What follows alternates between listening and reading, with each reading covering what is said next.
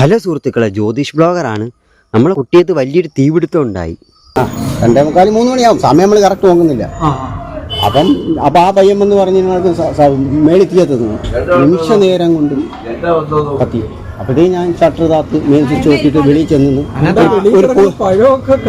എല്ലാം പോയി. നമുക്ക് നഷ്ടങ്ങൾ ഒരുപാടുണ്ട്. അതുകൊണ്ട് ഈ പെപ്സി സെവനപ്പ് അങ്ങനെയുള്ള ആളിനെല്ലാം ഞങ്ങൾ ഇറക്കിയിട്ട് ഈ പുള്ളിക്കാരനാണ് എൻ്റെ അടുത്ത് പറയുന്നത്. അങ്ങനെ നമ്മളൊരു പോലീസ് കൊണ്ടുവന്നു, അതിനെ തടഞ്ഞു നിർത്തി. അവരവിടെ റോഡ് ബ്ലോക്ക് ചെയ്തിട്ട് ഫയർഫോഴ്സിനെ വരുത്തിയാണ് 6 ഫയർഫോഴ്സ് ഒന്നാണ് അണച്ചത്.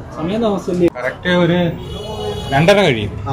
ഒരു 2:30 കഴിഞ്ഞ് ഒരു സൗണ്ട് കേട്ടായിരുന്നു. ഒരു സൗണ്ട് ഞാൻ ഇവിടെ നിന്ന് ഇങ്ങോട്ട് ജംഗ്ഷനിൽ ഇങ്ങോട്ട് വളഞ്ഞു വന്നോണ്ടിരിക്കും. അതിന് ഒരു സൗണ്ട് കേട്ടി.